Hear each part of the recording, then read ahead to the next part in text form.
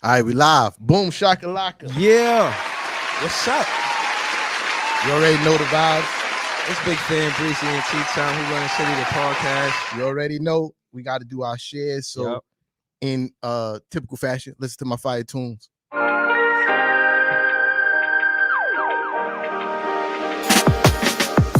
The thrill of victory comes with the agony of defeat. This life ain't for everybody. You don't know what it costs me, but no pressure. No pressure. I was made for this life. No diamonds. Made for this life. No diamonds. No pressure. No diamonds. If you say I'm taking L's, you must mean lessons. And after every struggle, I receive blessings. You never catch me folded when God's testing. Cause I'm blessed and highly favored, picture me stressing. I break rules, run hard and pay dues. You can catch me putting in work while they snooze. They too scared to move, too concerned with others' views. And they'll never achieve greatness, they too scared to lose. Real nigga cloth is in my stitch. That Alexis ain't raised no bitch. Sometimes things go south and niggas leave and branch off.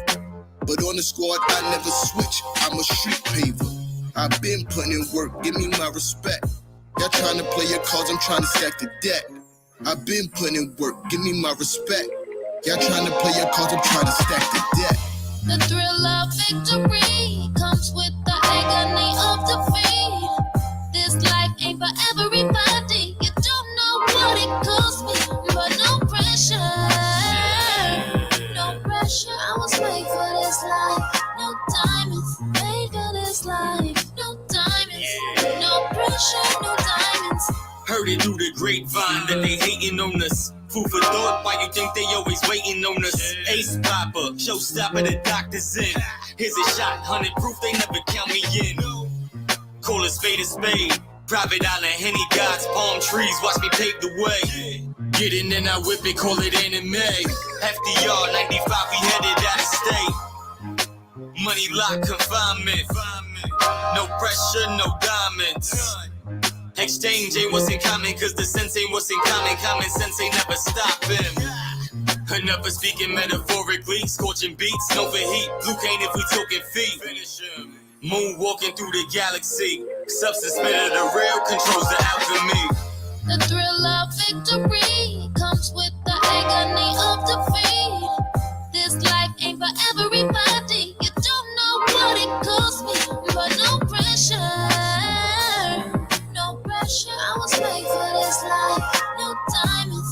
Made for this life. No diamonds. No pressure. No diamonds.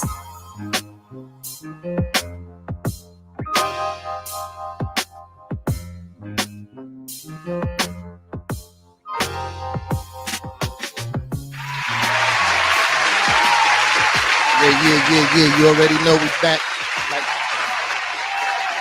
like cook crack. You already know the vibes. You know what I mean? Welcome to the Who Run the City show. You know what I mean? Yeah. So boom, right? So How you want to start? So should we start with the news? Yeah, the news is good news. All right, I'm still having trouble downloading the drum roll for some strange reason. But forget the drum roll. Boom. We are raffling away 2 Knicks tickets to the November 15th game against the Indiana Pacers. Oh, wait. You feel me? Really good seats as per the usual. You know what I mean? Yeah. I think it's in the lower 100 section. Yep. Actually, let me. I got the picture somewhere. I can't look for it, but anyway, Yeah. you know, I pinned the rules to the raffle in the comments. Please go click on that when you get a chance. You know what I mean? Enter the raffle. Do it. What I was about to say, and again, the winner of the last raffle won because he played the odds. He bought more tickets than anybody. You feel me? He bought more raffle tickets than anybody. Yeah. And that's pretty much why he won. He played the odds. That's us. That's us doing that. That's us keeping it at a $5 price, so Facts. you guys could buy more. And imagine with the energy of the Knicks right now. Yeah. You want to be in the building. Imagine how those tickets gonna go up. You know what I'm saying? We keep it at $5. That's the integrity of this show. $5 a raffle ticket. Like, you feel me? Come on, man. These good tickets. I mean, like you throw a dub at it. That's 5 different raffle tickets you got right there. You feel me? You have 5 chances to win. Yeah. You feel me? It's like the lotto. You got to be in it. You feel me? You got to be in it to win it. Yeah. You know what I mean? You've been to a Knick game. Absolutely. I've been to many Knick games. Not this season. Yeah. You feel me? But from what I've been to, from what I've seen on television, right, the energy is completely different. Okay. The Garden How is so? always the Garden is always live. Okay. You feel me? But this is a different kind of live that we see in this year. You know what I mean? From opening tip off, you feel me? Pause. That the building just rocking. You feel me? So you definitely want to be in it to win it. The link to the post where the rules are in the comments. Click on that when you get a chance. If you're in the building, please plus like, man. Like, love it. Whatever you want to do all that. You feel me? Yeah, comment. Yeah. Y'all comment though. Yeah, definitely do. Yeah. So let me get my early shout outs on the check-ins. Fast Traz, I see you. Kev, I see you. Fluke in the building, I see you. All right, shout out to Fluke. He had the Brooklyn Nets game playing Indiana tonight. Bugs got hits on the YouTube check-in. I see you. You feel me? Like, yo, listen, we love y'all on Facebook, but go watch the YouTube too. You feel me? Like, yeah, yo, again, man, I will be building my YouTube more, but because of y'all, I don't, I know y'all be on Facebook and I pull up because that's where I started. This is where I, came up or got better at vlogging. Yeah. And I don't want to, I'm loyal to y'all, you know what I'm saying? Y'all help my page grow and everything. So, I shy away from YouTube unless y'all gonna come with me. Now I'm saying, come with me over there. We got a new person here. Eric Burnett, we see you, Brody. Okay, you feel me? He texted out. I'm new here, so I definitely I acknowledge you, bro. We see you in here. You feel me? Yeah. Nice. So boom, I know how I want to start the show today. Listen, we spoke it on Brooklyn Net Pack tonight. Yo, run it back. That damn Tibbs got the Knicks looking like the best basketball team in New York. Ooh. Something about the culture right now hit different. Carry the hell on. That's the hell. I didn't say it. Those are not my words, but I agree. If you ask me, y'all just cleaning up a mess y'all been could have cleaned up. Because in 96 and 97 to 2002 and 2003, Tibbs was the assistant coach. And instead of hiring him right after that, he went somewhere else. Now, my point is, he's doing great now. Y'all could have been doing this then. No. But hey, also, I just cleaned up a mess. No, that's super cap. Which made room for us to run the city. That sounds like an excuse to me. You feel me? That sounds like a very huge excuse. We talking about the Knicks, or we talking about the Nets? We talk about us being the best team in New York right now. You feel me? Like, so that has nothing to do with your team not playing to their expectations. I didn't say nothing about my team. We were talking about your team. We're talking about the Knicks being the best team. That includes your team. You feel me? I'm saying that includes your team. So what I'm saying is that's what he said. Oh, that's what he said? Yeah. So that's what we're talking about. Well, he said that Tibbs got the Knicks playing like the best team in New York right now. Yeah. That's what he said. Yeah. So what happened in 96 y'all wasn't in New York at 96. You feel me? Y'all in New York now. Y'all have higher expectations than us now. But guess what? We're playing better than you guys. We kind of taking what do you like to say? Yeah. We taking the pressure away from y'all. Nah. Bing bong. The pressure doesn't leave us. The expectations for us to win the championship doesn't change. You guys are now just following suit and doing what y'all was supposed to been doing. Bro, we talking about y'all not doing what y'all supposed to be doing now. You talk about what we supposed to have been doing. With Knicks fans forever, like we never not said that we weren't bad all these years. You feel me? We're talking about now. We're talking about now that of course we're playing a way better basketball than y'all on every level. Okay. There's not any level of the game that y'all playing better than us right now. Okay, so let's be frank, right? Let's choose a different word. Let's be clear. Yeah, that was crazy. Right. Let's be clear. We talking about 5 games. Yeah. Okay, so We talk about 5 games. All right, so let's talk about the 5 games. And that's what we're doing. All right, I'm so talking about the 5 games, and I okay. said right now we're Yeah. playing better basketball than y'all. Right now, That's true. there's no facet of the game that y'all playing better than us right now. Y'all playing better basketball, and I do agree that it's because of coaching.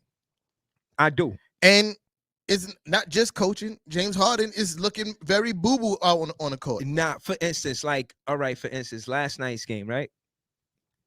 That was, to y'all, I guess, a thriller. Y'all gotta say, oh, I almost had a heart attack winning that. But I feel, and this is off of Nixon-ish, going off of what you said about locking up superstars, having RJ Barrett play the last guy taking a shot is a good thing for the Knicks. Absolutely. So again, I'm not here to bash the Knicks. I'm just calling it like I see it. So case in point is you guys are playing good basketball. My take was y'all should have hired Tibbs earlier. You know what I mean? Like, only because he was an assistant coach before he was a head coach. And if anybody should have gave him his first start, I would have thought it would have been. First of all, I don't want to hear what you talking about, what teams need to be doing with coaching when y'all got Steve Nash coaching your team when Kenny Atkinson was supposed to be the guy coaching his team. True. I like. So don't talk to me about what the Knicks supposed to have done in '96 when just last year your team dropped the biggest bag versus on coaching that we've seen in the last decade.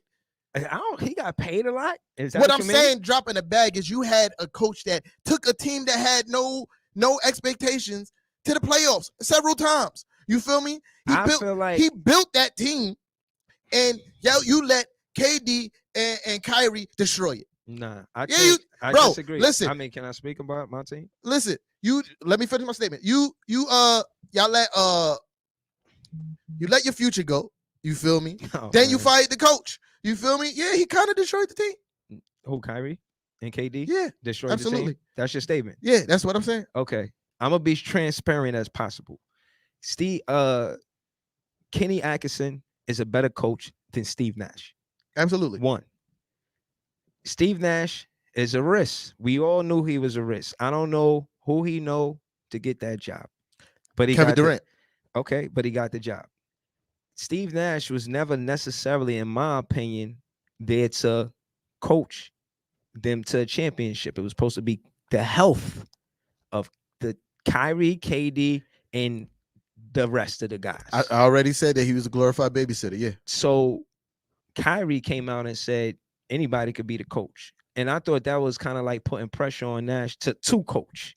And I remember winning the first game, Kyrie gave Steve Nash the game ball, kind of like knighting him, like, all right, you're the coach. We see that you coach, and it was kind of like a respect thing. But I still feel, as a Nets fan, you hurt me. You hurt me, Nash. You ain't coaching the way, because look, what's happening is, right, it was about when we had Kenny Atkinson and it was the Brooklyn Nets versus the Knicks. It was pretty much the conversation of talent versus talent, you know, and that's why KD and Kyrie was big, coming added to the core four at the time. Now it's so much pressure on Nash and his coaching. It's like you see the significance of coaching and winning. It's synonymous with winning, like, for real. Like, no matter how much talent you got, if you ain't got a good coach, you ain't going nowhere. It is also that team without Kyrie Irving is built very poorly. You feel me?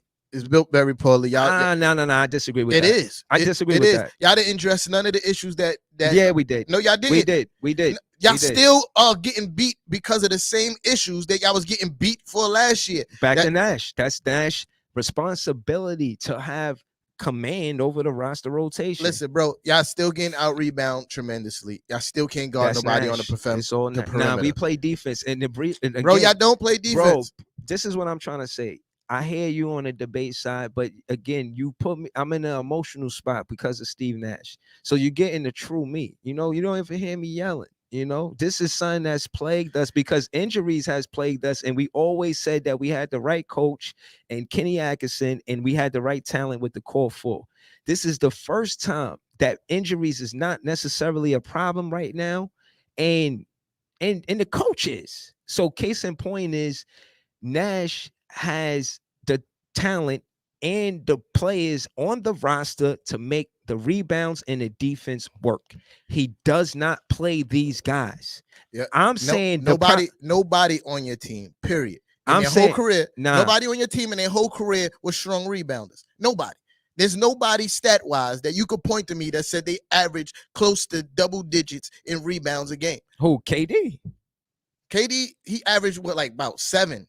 That's good enough for me. Watching him play, he does a lot. For a small forward, yes, that is good for a small forward. When I'm talking about when the large majority of your rebound usually comes from your 4 and your 5. Yeah. And your 4 and your 5s, none of them for their career have high rebounding percentages. You feel me? No, I mean, high rebounding numbers. That. And again, that's my point. Right. You feel me? And again, I feel like the identity of the Brooklyn Nets is grittiness, and players like Bembry, Bruce Brown show that. Players like Joe Harris don't show that. And the problem is, bro, y'all gonna have to put some respect on Joe Harris' name. Listen, hold on. The problem is that I feel like Joey, listen, he wanted that record. He got the record. I respect that he got the record, but he's shooting 19 for 56. So again, I got criticism about Joey wanting to trade Joey. I rightfully so feel that way, but at the same time, I see it the other way. Let him stay, but bench him. It is up to Nash to bench him for us to be successful. He's not going to add to the rebounds and defense. He's only there to be an elite shooter. If he's not shooting at an elite level, Nash has to bench him, and then put in James Johnson, put in Millsap, put in and Bruce Brown is going to, in my opinion, take his starting spot. If y'all watching the game, bro, I bet you Bruce Brown start over Joey Harris. First of all, that's part of fixing the problem. Very disrespectful. Joe Harris is a Brooklyn Net legend. You feel me? What was disrespectful about what I said? Because you talking about trading son. You feel me? Yeah. He's a Brooklyn Net legend. Nobody in the history of the Nets organization, you feel me, has shot more 3-pointers than Joe Buckets. You feel me? Now you talk disrespectful. You need to respect your legends. He's a legend in the Brooklyn Nets uniform. You feel me? I respect him, but again, anybody could get this work. This is what I'm trying to say. Disrespectful. Joey Harris is shooting 19 for 56. Hold on, let me finish. Joe, because we talking about the Nets, right? Yeah. But that don't mean you get to monopolize the conversation because we talk about the Nets. No, I'm saying, you feel me? All right, so what I'm saying is, I let you talk in depth of why you feel like Joey Buckets need to be traded or stay. I had something else to say. I want to say it. You feel me? Go ahead. So because I care. So the reason why, because I watch all the games now. You feel me? I watch all the games now because nothing brings me joy. Knicks winning, Nets losing. It's right there. You feel me? Knicks winning, Nets losing. You feel me? That's what I said, right? Yeah. I made no qualms that it ain't no love on this side. But anyway, I watched the games, and the reason why Joey Harris is not shooting at a high clip is because if James Harden is playing well, Joe Harris will be more effective. You feel me? Because I don't feel you. Because people don't have to leak off of James Harden the same way that they used to. You feel me? He's not getting double teamed. You feel me? One person is guarding James Harden right now, bro. Joe Harris is an open spot up shooter. And the times that he's been open and was able to spot up and shoot, he's made those shots. You feel me? What's your point, bro? I'm saying the reason you saying he's shooting a low percentage. My point is the reason why he's shooting a low percentage is because your team offensively is not playing well. There's lack of ball movement. You feel me? Y'all averaging like 21 assists a game. That's not good. I mean, I would love to give a puff piece for Joe Harris, but at the end of the day, this is what it is. At the end of the Milwaukee series, at the post-game interviews, because I watched those too. I watched the game and then I watched what they say after the game. And Joe Harris, KD, Harden, they all said, some of us got to work on our individual game. And to me, that was talking to Joey Harris. And my thing is, if he hasn't developed a game where he is cold as a jump shooter to go to the basket, to draw the foul, to get rebounds, to do some intangibles, to be effective on a plus-minus situation. You know, again, I feel pain. I shout to Rose. He's the leader, right? Rose is the leader right now. Plus minus. Oh yeah, absolutely. So I'm saying that to say, shout to him. But again, we're asking Joey to take the shots or the attempts that Kyrie would have been taking. And that's a problem because he can't handle that offensive load. If Nash is doing coaching the right way, he sits Joey because he can't handle Kyrie load. You said, yo, Cam Thomas can't handle Kyrie load. Joe Harris can't neither. So if Joe Harris can't handle Kyrie's attempt shot attempts, share it with Cam Thomas is what I'm saying. My whole angle is talking to Nash. I'm talking to Nash. If you know anybody who know Nash, somebody that's friendly with Nash, maybe they go to the same Starbucks, maybe they go to the same place. I don't know where they go or how they could know Nash or get close to Nash. Ask Nash to sit Joey on the bench and play Cam Thomas. Bro, that's ridiculous. You feel That's me? a beautiful solution. I'm just saying the blame that you putting on Joey Harris is ridiculous. Nah, you it's 19 for 56. That's like what is it? No, what am I talking I'm gonna about? tell you why it's ridiculous, right? Say for instance, that's like us asking Mitchell Robinson after this season, yo, we need you to take a whole lot more 3-pointers. That's not his game, dog. Nah, you feel me? I don't get what you're saying. What's your point? Let me finish talking so you can hear my point. So what I'm saying is, you asked Joey Harris to augment his game in 1 year, in one off season. You want him to augment his game. That's like asking somebody who don't do something to do it like tomorrow. It's not gonna work that way. You talking about he need to take Kyrie's attempt? That's not who Joe Harris is. No, I'm not. I didn't say that. See, let's not mix my words. No, you literally say he's supposed to be taking the attempts that Kyrie was supposed to be taking. I say he's you not literally supposed just you just said that, bro. I'm telling you what I said. I heard you say it, bro. Bro, you all said. Right, so let me explain what I said. You just said. All right, you literally just said. Right, you said I said. Joe Harris is supposed to be taking the attempts that Kyrie said. No, you didn't, bro. All right, you may have meant to say it, but you didn't say it, bro. I meant the opposite or said the opposite. But my point is that he can't take the same shot attempts that Kyrie would have been taking. His efficiency shows it. So case in point is put another offensive guy in there. I think Cam Thomas is a better scorer than Joe Harris. Joe Harris might be a better shooter, right? Record shows 3-point leader for the Nets, but he ain't a better scorer than Cam Thomas and LaMarcus Aldridge. That's smart by Nash, starting Nick Claxton and LaMarcus Aldridge finish in the second half, but also play Day'Ron Sharpe. You know, my thing is, I understand that we playing bad, but I have solutions. I'm big fan Breezy for a reason, bro. So case in point is Nash has to have accountability when it comes to roster rotations. What do you owe Joey? Who is he to you? Is he your son's godfather? Sit him on a bench, play Cam Thomas. Bruce Brown takes his starting spot. That's like part of the solution, immediate solution, because we got to do all of this without Kyrie. I see KD said I miss Kyrie. So listen, man, this is why I think it's ridiculous, right? This man has been proven his whole career as a great 3-point shooter. Great 3-point shooter. He has a bad playoff series in a start 5 games. What you said? We talk about 5 games, right? We talking about 5 games, right? And you already talking about benching the man. He's been proving over his career. How long Joey been in the league? It doesn't matter, Rock. It does matter. It does matter to speak to his resume of his 3-point shooting ability. Okay. You feel me? This is the first time I see you defend a net, but because it's ridiculous. You feel me? Like it's not.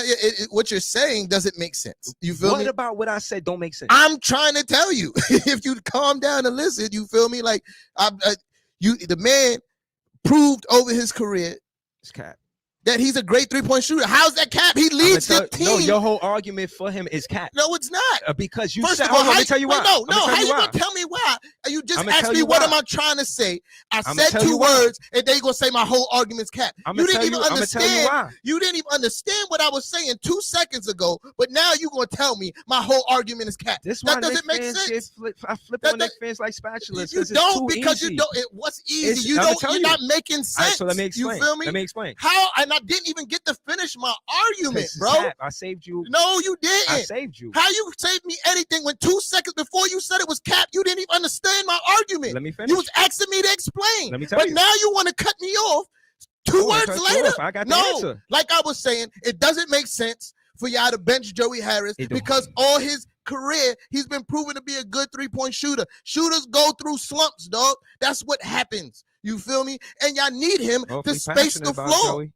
Yeah, I'm passionate about you making. I'm passionate about you cutting me off. You feel me? And I'm talk passionate about that. Nets.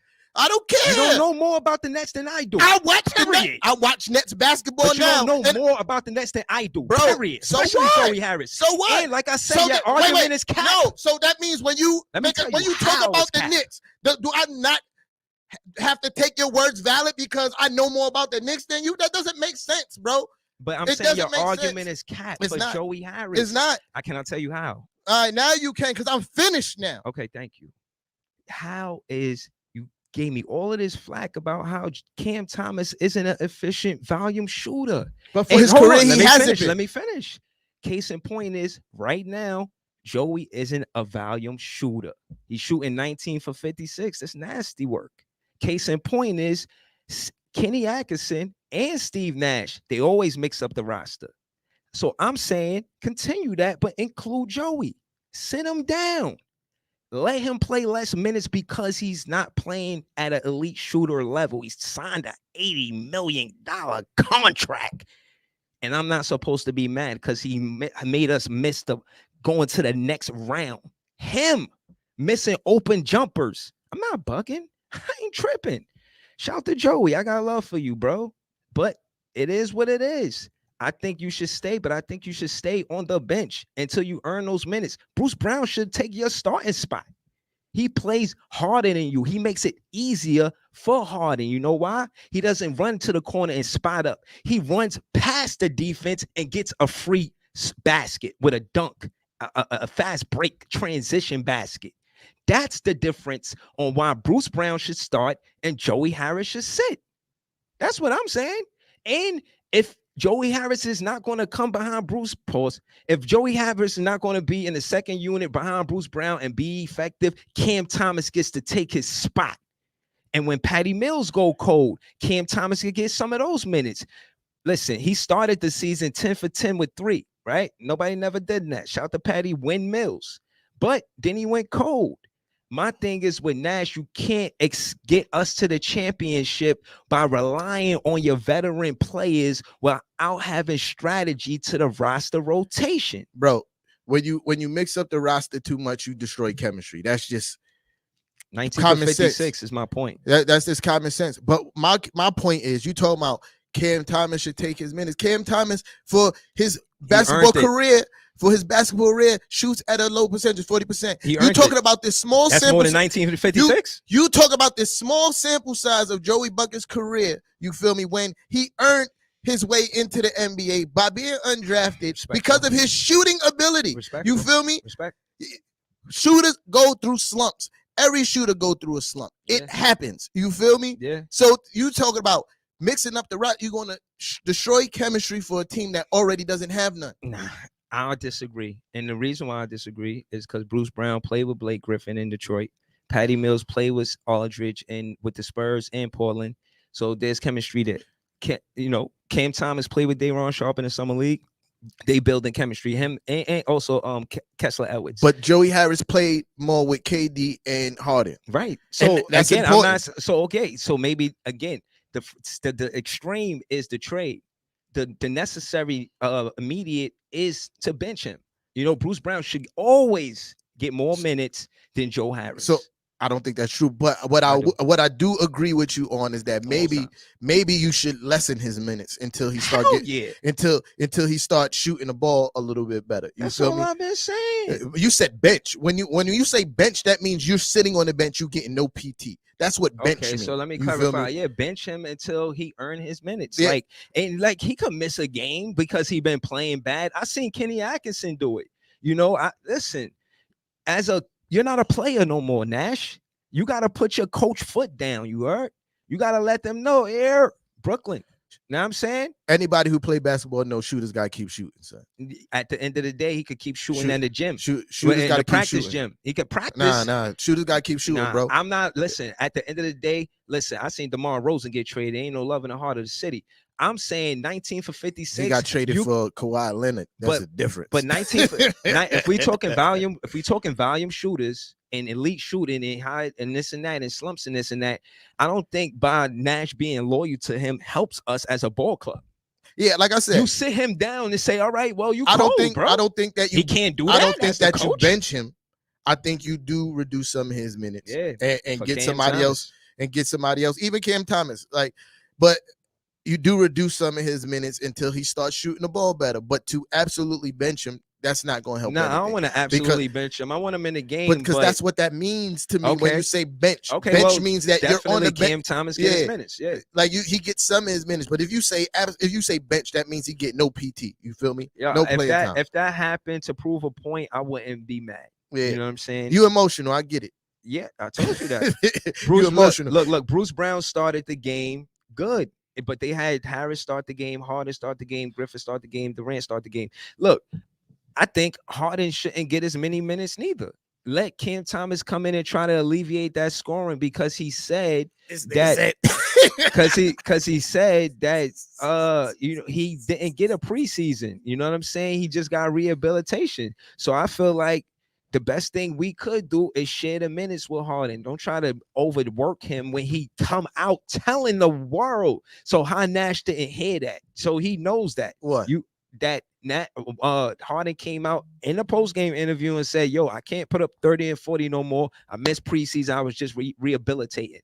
So that's telling Nash, stop playing me so many minutes so I can rehabilitate the right way. That's real trash. You feel me? Because nobody's asking him to put up 30 or 40 points. If James Harden plays anywhere close to 20 to 25 points a game, y'all win these games. You feel me? He's playing like straight boo-boo. You feel me? He's not 100%. He's playing like, but in the off season, your man said he was coming back scary. I was healthy. He did say that. He said that. But now y'all losing. I'm not 100%. Oh, that sound like no heart to me. That ain't no love in the heart of the city. You feel me? What are you talking about? I think Harden is definitely. Don't sound like no heart to me. He had a tweet. He said, "Don't rush."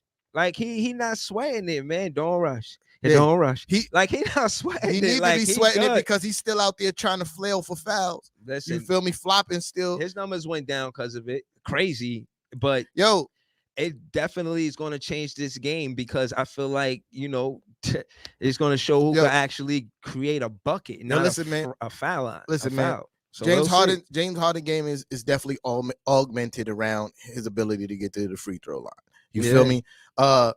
On a bad night, he was shooting 8 free throws. You feel me? On a great night, he's shooting somewhere near 15 free throws. You feel me? Think about that. You score 30 points and you at the free throw line 15 times. You feel me? Mm-hmm. That's half of your point total. You feel me? Yeah. And it's been much said about Steve Nash saying that the rules are being unfairly targeted towards James Harden. Yeah, I agree with that. That's absolute cap. You feel me? You know what? It's cap on the unfair part. You feel me? Because what was unfair of him, finding that loophole in the rules and abusing it for so many years. Now they taking away. Yes, abusing it.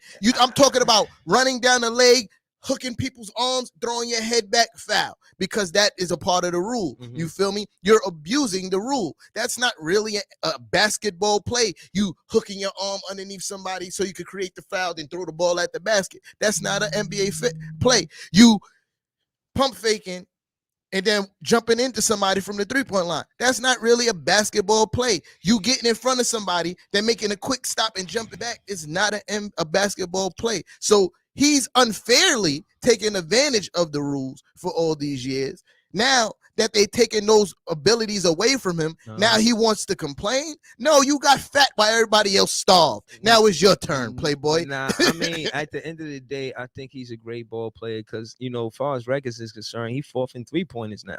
So, that ain't got nothing to do with the foul line. That's true. You know what I'm saying? That's him having being an archer, a sharp shooter. Yeah, I mean, I'm not saying that James Harden can't ball. No, I'm not saying that you're saying that. I'm saying that, that a rule affects his play by him going to the basket, but he's still a great shooter. You know what I'm saying? And, I've seen players make that adjustment where they known for going to the basket, but become a great shooter like a Jason Kidd. You know what I'm saying? So I imagine the same thing for Harden. I think he's an intelligent player and he'll adjust because he's smart. Yeah. You know what I mean? Because you could hear him ailing about his injuries. So he's definitely going to be a player that's going to be a sharpshooter. I imagine like a Melo. I feel you know like what I mean? Or something I feel that. like James Harden is using that as a cop out for his bad play. You feel me? Instead of being in Paris with little baby, he should have been rehabbing. You feel me? He should have been working on his game, working on his conditioning in other ways instead of hanging out, getting high in Paris. He chilling right now. He got 1 for 2. He hit a 3, 1 for 1 behind the arc. You know what I'm saying? Yeah, never right. about the losing team in New York. You know what I mean? The work in progress. The work in progress team. The losing team in New York. Ahead, you feel me? man. Let's talk about the winners, the ones who's making the city look real good. You feel me? You're really making us look real good, making us look real good, beating teams. You know what I mean? Playing tremendous defense when they thought we wouldn't be able to. Who said y'all wouldn't play defense? All the news outlet. This is what I'm saying. Okay. I'm not talking when I'm talking about what you said. I will say you said it. Yeah. You feel me? I want no stain on my jacket. When I say they. Oh, I have no problem with addressing what you said, and you know that for a fact. Yeah. So when I'm talking about I'm talking about the media outlets. But when it's you, I have no problem saying you said that. Yeah. So boom, back to what I was saying. Yeah. They say that we was going to have problems defending with losing, Alfred Payton and Reggie Bullock, but that does not seem to be the case. You feel me? Even though Zach LaVine, I think he had 24 points. It was a rough 24 points. You feel me? He shot 7 for 17 from the field. That's 41%. He was like 33% from the three-point line, like 2 for 6 or something like that. Yeah. DeRozan had a even worse shooting night. He was under 40% shooting from the field. I think he was 7 for like 18. He shot like 17% from three-point range. You feel me? Yeah. Great defense. You feel me? The center went off. I can't pronounce his name. I'm not going to embarrass myself. You feel me? He went off a little bit. He had like 20. So Vooch? Yeah. He had like 20-something points, but that's cool. You can't lock down everybody. But what you did was the mark of good defenses is when you have a star player and you keep them below the average. Zach LaVine is averaging 25 points a game on like 45% shooting from the field. He was 41% from the field and scored like 22 points or something like that, right? That's what good defense is. Especially when you defending an elite player. You feel me? The likes of Zach LaVine, Embiid, and Tatum. Okay. There's 3 of them that we kept them below the averages so far in the season. You feel me? And DeRozan, because DeRozan's a problem on offense too. And then he augmented his game with the 3-point shot this season. He's been shooting the 3 pretty well so far. You feel me? But not last night. I mean, the night before. No, last night. Yeah, not last night. You feel me? But and it's beautiful. I want to talk about something else too about why my team is doper than your team right now. Oh man, you know the last time y'all had a percentage of a 4-1 record. Yo, bro, listen, don't worry about that. We got it now. Exactly. Don't worry about it. We got it now. Okay. Shout out to Kevin Lowry. He was the best motherfucking Nets coach ever. And Byron Scott was number 2. So shout out to him. There's no statistical factor that y'all are better than the Knicks in right now. Like none. Okay. I can't even give y'all anything. I think points per game, which is offense is supposed to be y'all thing. You feel me? Mm-hmm. Y'all shooting, y'all scoring, y'all averaging 102 a game. That's not really good. No. We averaging 118. Okay. You feel me? Like field goal percentage. Let's do that. Y'all shooting 41% from the field. No, excuse me, 43. 43% from the field. We have 45. 3-point percentage. Y'all shooting 33% from the 3-point range. Ill. We're shooting 38. Oh man. That's all right. Like you made it seem like y'all was 45% or something. Y'all shooting 33%. That's not good. No, we know as this. a team. We just did a whole half of the show about how we not good. Listen. A team, but a person shoots. I think we won this game though. A person shoots 40%. One person on your team shoots 40% from the 3-point range. That's considered a really good 3-point shooting player, right? Okay. So the whole team shooting 38% from 3-point range. That's really good 3-point shooting for a team. So back to what I was saying. Yeah. I'm just, rebounding. Relaxing. We out rebounding y'all too. Total rebounds 46, us 47. Okay. Steals and blocks, we better than y'all both in both categories. Y'all all doing better we tied in blocks, excuse me. Y'all all doing better in turnovers. Y'all only got 13.6, we have 14, but that's, you know what I mean? But yeah, there's no statistical factor that the Nets are better than the Knicks right now. Yeah, I see what we need. I see they still got Harris in the game. He's 0 for, he got 2 points. He misses field goal. He hit some free throws. Now down by 9 to the Pacers. Yeah. That's it's a bonus going off. Another guy in the paint. They got him 4 for 4 in the paint. And I think Sean Mark shake things up. They talking Kyrie trades, man. I think we get somebody in that paint to help us out. Because I've watched the post-game interviews. I seen KD. And Joe Harris, and I think a few others, they keep mentioning rebounds and defense, but more so the players are saying we like our defense. It's the second chance points that's hurting us. Again, rebounds, hence rebounds. So I think we go out and we'll get somebody for rebounds. What happens with Kyrie? I don't know. New York, they switching up the mandate. Does he wait it out and stay? Do we trade him? We don't know. You know what I'm saying? So we got to wait and see how that plays out. Yeah. I heard y'all was taking calls. So yeah, we didn't make any calls, but we took some. Yeah, absolutely. I wonder who interested. I hear the rumors with Ben Simmons. I don't fancy it, and only not because his skill set, but because he could just turn off like a light. He could just say, "Yo, fuck this team. I don't want to play for them no more," and that's it. Bro, that's any superstar player. Yeah, it's but not just him. I feel like he threw the Philly Atlanta series. I feel like he lost it. Like it was because of him. I don't think he threw it, but I think he lost it. You feel me? Like I don't think he purposely threw it. I just think that in that moment he shriveled. Pause. You know what I mean? Oh man, he said shriveled. I said pause. I said pause. You know what I mean? I paused it. Once you pause it, you know what I mean? That shit is hard to that's follow, like, bro. Look, that's like you play a tag and you touch a base. You feel me? Like you say pause, safe. Safe. Shit. Word, Yo, so yeah, I don't think he purposely threw that series, but I definitely think that I think he lost did. it. You feel me? But even if he didn't, I don't know how he fits personality wise around a KD or Harden, because I think he's a diva, for lack of better words. I feel like he's I'm taking my ball and I'm taking it home. I've never seen a player say I got a headache and left practice. Like, what? You told Doc Rivers what? You told him you didn't want to go on a defensive drill and you left practice. So we don't need that type of shit. Man, listen. Scottie Pippen didn't go in the game because of migraine. You feel me? And it was a playoff game, an important one. You feel me? So you think that's the same as Ben Simmons? I don't. The circumstances around it is different. But to say if he truthfully had a headache or migraine or something, it's 8 o'clock. Yeah. If he had a migraine or something, that's valid. You feel me? Who run the city? Who run the city? Yo, it's Bam Bacon. Yeah, yo, what up? I told them to call in to help you this week. Yo, it's sad. Yo, it's who run the city, sad. Yo, it's Brooklyn all day, every day. Talk to us about when you went to the game, man. How was the tickets, man? How was the view of the game? Listen, man. Let me first say, man, I appreciate y'all for that, man. Me and the wife went. All right. Excellent. Pre-game vibes was crazy. Like I told you, Brooklyn people are late. You know what I'm saying? It was kind of empty at first, but then it ended up being a capacity crowd. You know what I'm saying? Yeah. The vibe was great. I appreciate y'all. They official, y'all. That's what the raffle. The raffle's official. They ain't playing no games. I think money's safe, right? The game, because if it wasn't, I'd have had to see these dudes. You know what I'm saying? Yo, so hold on.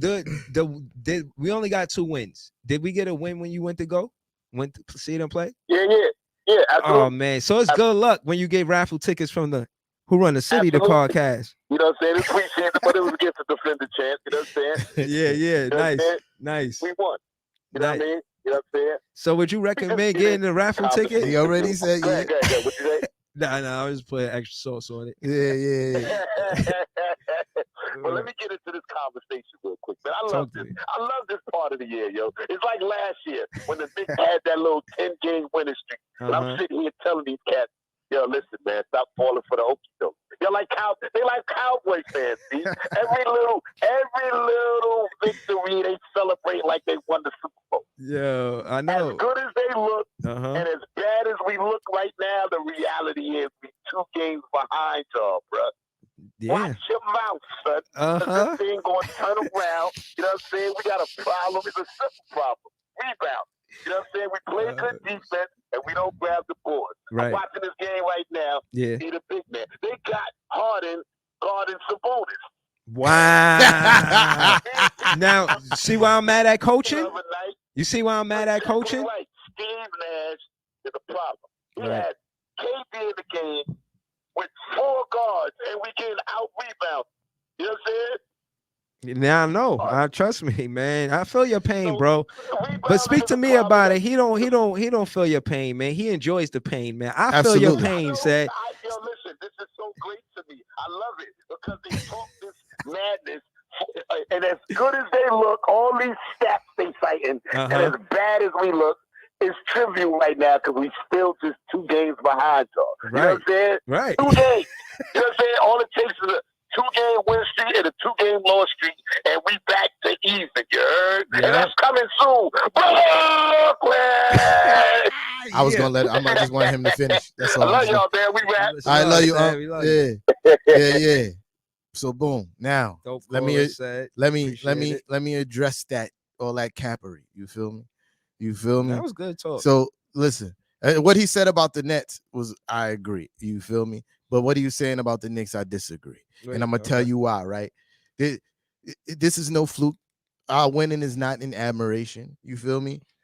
You got Julius Randle. I don't know. It probably dropped a little since last night's game, but he's 3rd in point per game. You got Kemba Walker, first in 3 points made. Then you got RJ Barrett 4th in offensive rating. You feel me? Like this is not an admiration, son. You feel me? We still we lead the league in 3 points made and attempted. You feel me? I think And we I know what he's saying. and we shooting at a 38% clip, which is not bad. It's just really good 3-point shooting for a team. You feel me? So this is not an and we're in the Mitchell Robinson effect. I think we are leading the league in points in the paint. You feel me? We defend points in the paint the best. You feel me? This is not an admiration. You feel me? I've been watching these games. So said, you can say what you want, but when you watch the games and watching the Knicks play and you seeing the results, you know what I mean? Both you and said are right. You know, he's saying it's all true, but it's only 5 games in. Yeah. So I think he's not capping. He's just basically saying like he acknowledged that y'all on a win streak, but what I'm saying is this. Change. So what I'm saying is this: it could easily change. But he also pointed out the reason why y'all losing. Unless y'all change that, which we don't know they're going to do because you need somebody who can rebound on your team. You feel me? Unless y'all change and do that, and we're talking about the roster as is, I don't see it changing. You feel me? I don't see that point where y'all end up passing us in the standings if y'all continue to play like this. No, you I feel don't me? think we continue to play like this. I mean, but that's a hypothetical. Right. Things change. Right. All we can do is talk about what the facts that's presented in front of us. Of course, you feel when me? you say that 4-1, this is a lot. You remember the last time y'all been 4-1? Bro, it doesn't matter. I'm talking about this year. I'm talking about right now. Of course, because you know what? You know what's crazy, right? Yeah. Y'all want to talk about the past when it benefits y'all. No, you do, because you're going, you remember the last time? That's the past. You feel me? But when the Knicks want to talk about our championships, we talking about right now. That's what y'all do. When the Knicks, you said the same exact words before. You be losing an argument, then going to it, and then I say that. Yeah, that's what I'm saying. You like to change it whenever it fits your narrative. No, I'm saying said was a dope caller. He made it like he added to what you said. He didn't take nothing from what you said. He just said it's 5 games in. He said it can easily change, and I'm saying that's valid. But what I'm saying is going with the evidence that we have in front of us, the way the team is playing, the way Nash is doing the roster, and the personnel on your team, I don't see it changing. You feel me? Going off like, so what you're doing is more of hope. You feel me? Like, I hope it change. I believe. Nah, I do. believe. Nah, based off of Sean Marks. I believe. No, this is again, like you said. You said based off of evidence. And I've seen us in situations where the roster didn't look, I guess, how Sean Marks wanted it and changed it. I mean, this happened mid-season. You know, this happened before the season started. You know, he always shake things up with the roster. And again, watching the post-game interviews, everybody is neutral, like with or in agreement that we need rebounding. They're happy with the defense and we need rebounding. And he said it's hard to win games. The last game we lost, they took 9 more shots than us. The other game we lost, they took 19 more shots than us.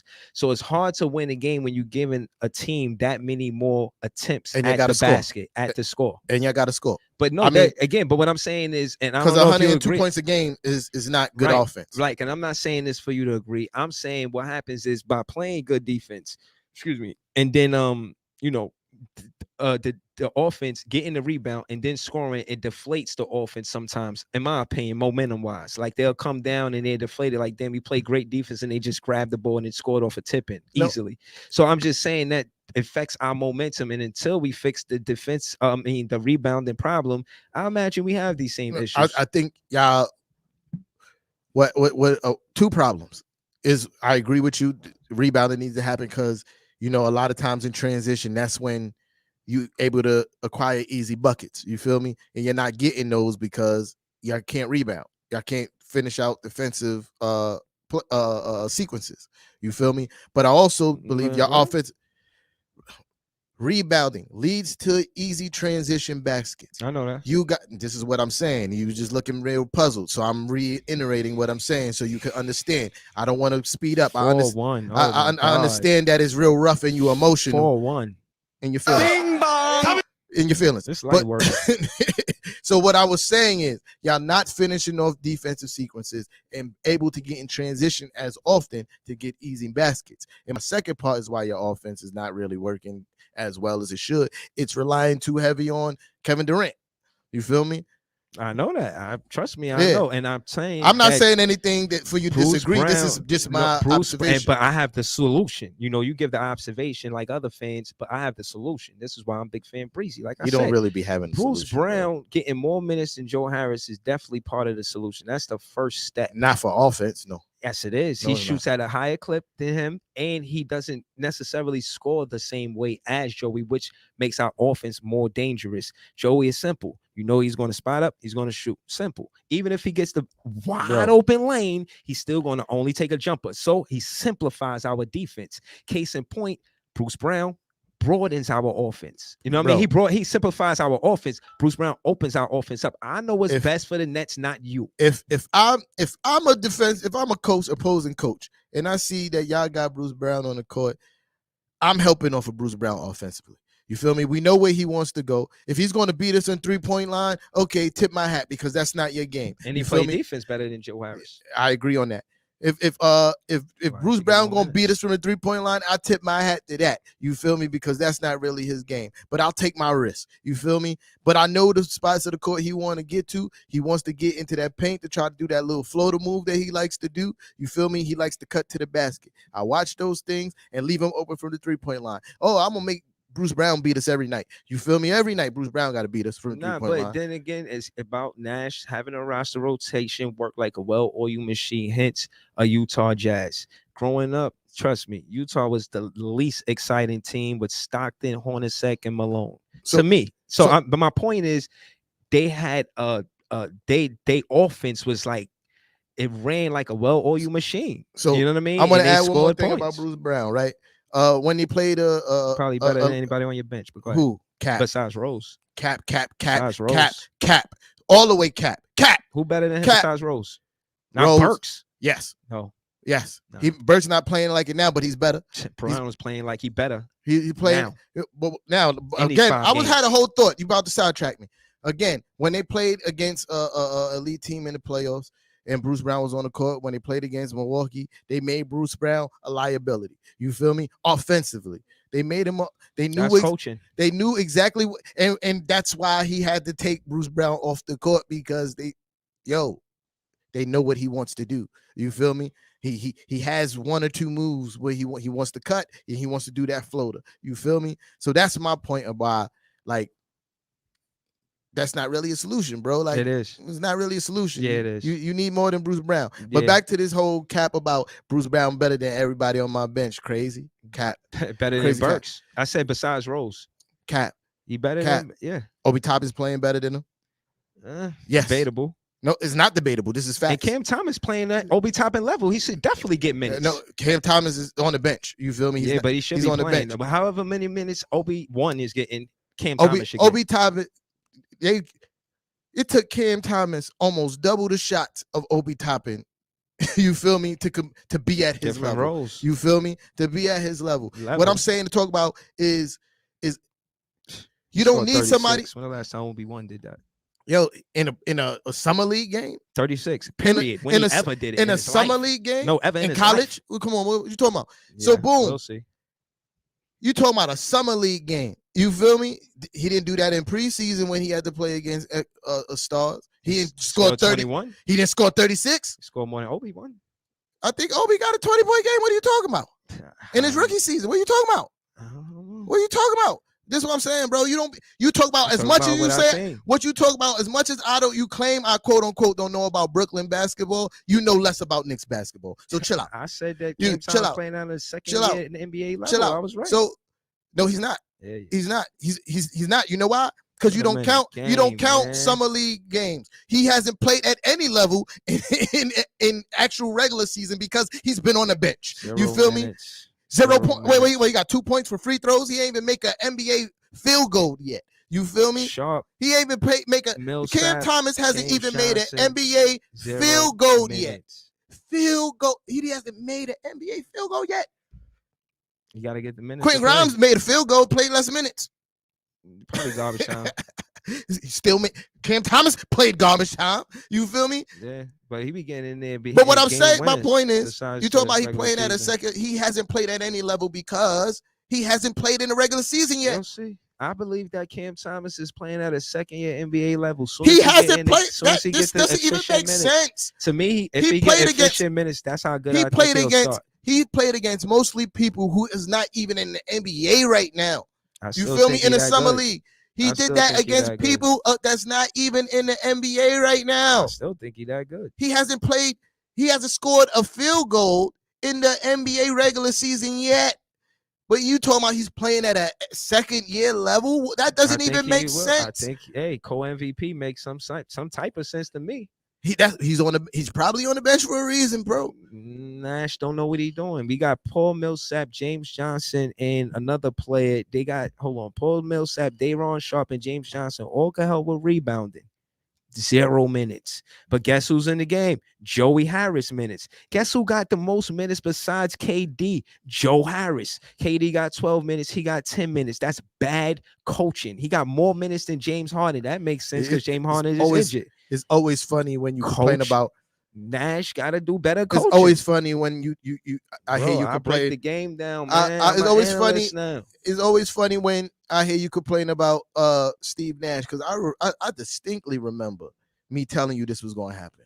I distinctly remember it. I told you, and you sat here with a straight face. I believe in Steve Nash. With a straight face. Be confident in my coach. With a straight face. I'm gonna do that. You sat here and argued with me that he was going to be all right. And I was like, bro, he has no experience as a coach on no level, dog. He didn't even coach as an assistant coach. Not 1 year. I know. You feel me? I know. He's learning on the job. You feel me? Y'all thought because y'all had KD, Kyrie, and Harden, that's just all y'all needed. And now that's not the case, and y'all need him to coach. It's Steve Nash is the problem. No, it's the problem. The people who hired him is the problem. You feel me? It's a risk to hire him, for sure. That is the people who hired him was the problem. I never agreed with it in the beginning. I said I wanted Kenny Atkinson because I thought that's not what you were saying, bro. That's not what you were saying. About my vlogs, bro. I'm gonna talk about when we was here. Well, I'm talking about here too. I'm gonna find the footage. I'm gonna find the footage because you be capping. Yo, your background wild crazy, bro. Yeah, your background is too loud. All right, you good now? Hello? Yeah. Who run the city? Who run the city? It's Cav. It's Cav. You already know Knicks run the city. Real quick, T-Time, question for you. What up? If I'm mistaken, I know I'm not bugging. I know I didn't hear. Back last year, didn't this man say that he should be up there with Coach of the Year? Absolutely. Absolutely.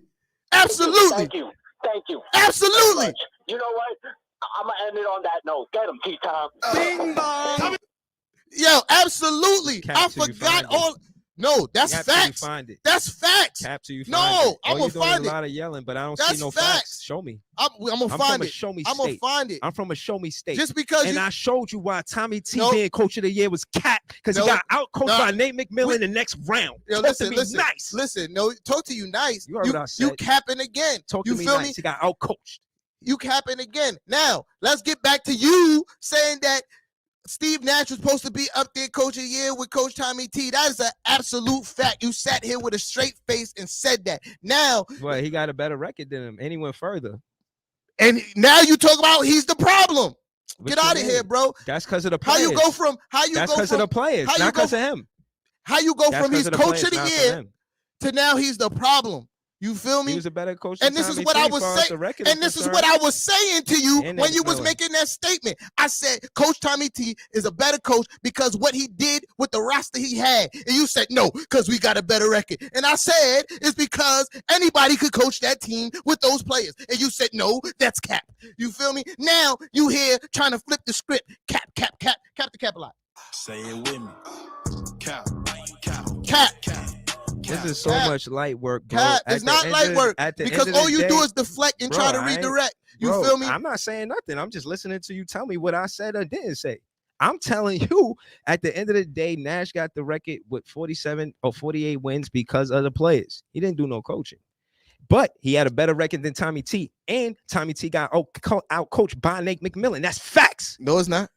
Nate McMillan's a better coach than Tommy T. I said that. What happened? And I'm going to tell you why he's not. Why not? One, he got the reason, in the playoffs. The reason, no, he didn't. One thing's for certain, two things for sure, right? The roster for the Hawks when they was healthy was better. You feel me? Like you saw that. You feel me? Like when it came down to being more dynamic and more ways to score, they had that. You feel me? Coach Tommy T, we still play pretty decent defense. We just couldn't score. You feel me? Because the talent didn't allow for us to be more dynamic on the offensive level. You feel me? But as far as what we did with the talent that we had, Coach Tommy T absolutely was the better coach that year. You feel me? Then because Steve Nash? Steve Nash and Nate McMillan. I'll say maybe Steve because Nash, listen, Nate McMillan. No, listen, bro. They haven't even augmented that roster too much. They haven't added much of anything. But they still favored to be higher because, quote unquote, they have the roster, quote unquote. You feel me? Oh, hold on. Who run the city? Who this? JJ Jackson. You already know the vibery. The orange and blue run the city. I ain't saying nothing more because he already cooking them. I don't want to add on to the cook because he's gonna be boiled. We smoking on Brooklyn Net Pack tonight, man. He's smoking on a Net Pack. It took 2 weeks to get one phone call for a net. And I had to ask him. I had to ask him to call up to help this guy. I don't see what y'all think y'all smoking. I'm still watching and watching the game at the same time. The Nets, they're like number one in turnovers right now in the league. But I ain't gonna talk too much about the game. Y'all watch it on your own time. I appreciate you, JJ. All right.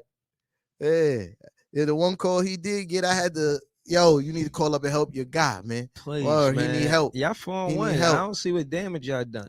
I've been honest the entire time. So you gotta realize my content is honest. So I mean, it's what said. Like that was a dope call. He like, yo, yeah. As much as y'all say, it's still only a 2-game lead. You know, so I feel like it's so much time. You know what I'm saying? I expect all of this. You know what I mean? I'm like a matador. You know, you guys come. I got the red thing. You're not a matador, you know bro. What I mean? Like, you're I'm a ready deflector. for the ball. You're a deflector. I'm ready. What I spoke on everything you said. You're a deflector. What you like to do? You start the conversation off, then you try to switch it up. You feel me? Yo, we was talking about like most recently. I needed to say most recently. We talking about we was talking about Steve Nash and your comments about him being up there running the year, coach. Find it.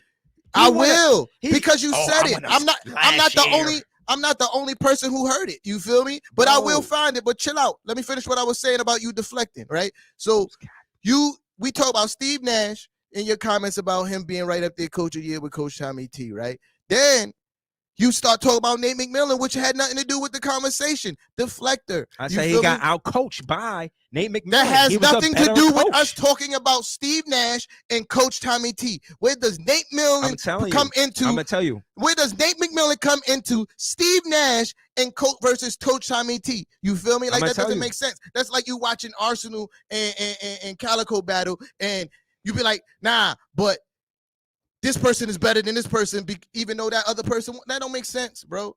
I'm saying him being the coach of the year or whatever, what sense did it make? Because it's only considered in the playoffs, and then they get knocked out the first round. So my point it's was not considered in the playoffs. You coach of the year I mean, because for what the regular you do in the season, regular season. Right, Absolutely. for the regular season and then the playoffs. So it's like, okay, the regular season mean more than the playoffs. Because if you ask me, the Bucks coach took a lot of criticism. And he won the whole thing. Coach of the year is based on the regular season. Exactly. You feel me? And I disagree with that whole notion. All right, then some people already said that they should have postseason awards, and I agree with that. You feel me? Yeah. Because you could be a great coach but not have a great team. You feel me? Even though winning does factor into you being coach of the year. You feel me? So like you might not even make the post. Like you could be a great player, a great defensive player, but be on a bad team. Mm-hmm. You might not be able to get the award if it's based on regular season and postseason. You feel me? So I do agree in separating the two. Like you have the regular season awards and you have the postseason awards. But the reason why Coach Tommy T won Coach of the Year over Nate McMillan, because Nate McMillan didn't coach a whole season. He coached half the season, or maybe even less than half the season. You feel me? And I ain't say he coached the whole season. No, I'm just saying why he didn't. I didn't say you said that. Where did you hear me say that you said he coached the whole season? Yeah. I'm telling you why he didn't win the award. You feel me? He didn't win the award because one, he didn't coach the whole season. That's the main reason. You feel me? Yeah. And the Knicks still finish higher in the seeding in the regular season than the Atlanta Hawks. Mm-hmm. You feel me? And as far as you saying he outcoached Tommy T, that's not true. You feel me? I think talent and the dynamicness of the rosters played a lot. You feel me? I thought that, I thought that the Knicks could do more offensively than they were able to. You feel me? But we all knew that they had way more scorers that could score way more levels. You feel me? You got Trae Young, of course. You got the I can't pronounce none of these names. The guy, one of the Vitches. Bogdanovich. I just call him. Nah. They're on Atlanta. You feel me? Atlanta. Yeah. Oh, yeah. Bogdanovich. Yeah.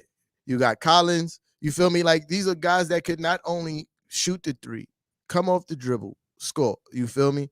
And in last year, we didn't really have too much of that. And then you have, what's the dude that was on the Clippers that got traded? Oh, yeah, my guy. You talking about Lemon Pepper Lou. Yeah. Lou Williams coming off the bench. You feel me?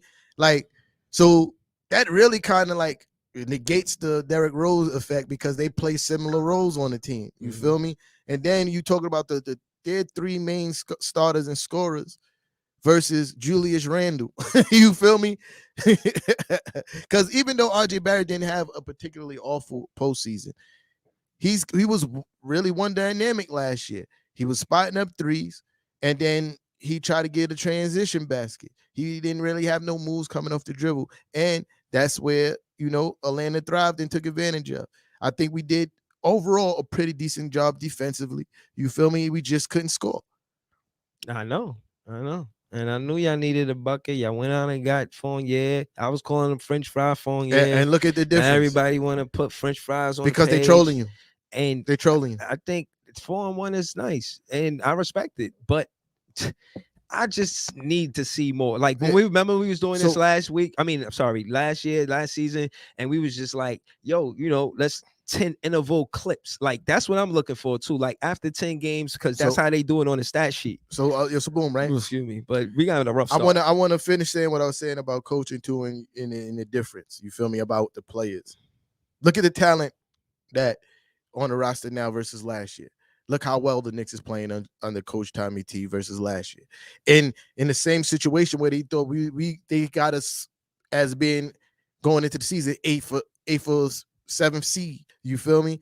We're not playing like an 8 for 7th seed team. Nah. You feel me? So that's what I'm saying. The talent is different. Even though we don't have the big names that would, warrant us being highly touted as a top seeded team. Right. I think it's the coaching and the culture. I think the defensive game plans that Coach Tommy T is drawing up every night is superb. I think it's the Mitch effect for real. That too. You feel me? That too. And it's the defensive game plan that is drawing up over that. You feel me? The perimeter defenders are being way more aggressive on the ball. You feel me? Because they know they have Mitchell Robinson behind them. Mm-hmm. They're able to take more risk in passing lanes because they know Mitchell Robinson behind them. And that's all about coaching. Coaching is imploring these guys to do these kind of things. He's imploring these guys to get up and fight over screens because you got. And then not only Mitchell Robinson, let's talk about Julius Randle's defense. He's playing defense at a NBA level so far this season. You feel me? I don't think he's going to make first team, but if he keeps this up all season, he's definitely possibility could make all defensive team third. You feel me? Third defensive team, because he's been playing really good defense, bro. Even in the win last night, he didn't score great, but he did everything else great. Okay. He played really great defense. You feel me? Yeah. He passed the ball.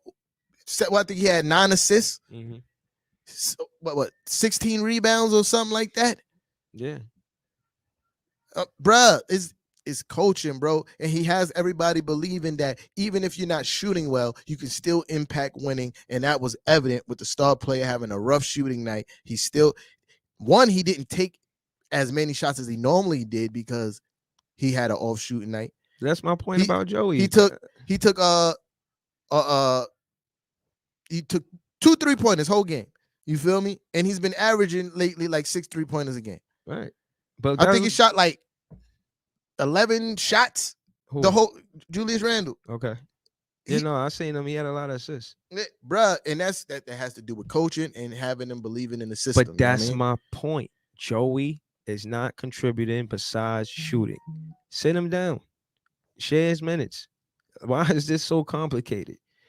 If you can't contribute besides, this is why people say this and that about Bembry, but he plays defense and he grabs balls and he helps with transition scoring. Yeah. Sir, and this is what I'm saying, what Harden needs. Harden needs players like Bruce Brown and Bembry that can help with transition scoring. Everybody in the building know what Joey going to do. And he's cold, so he's not a threat.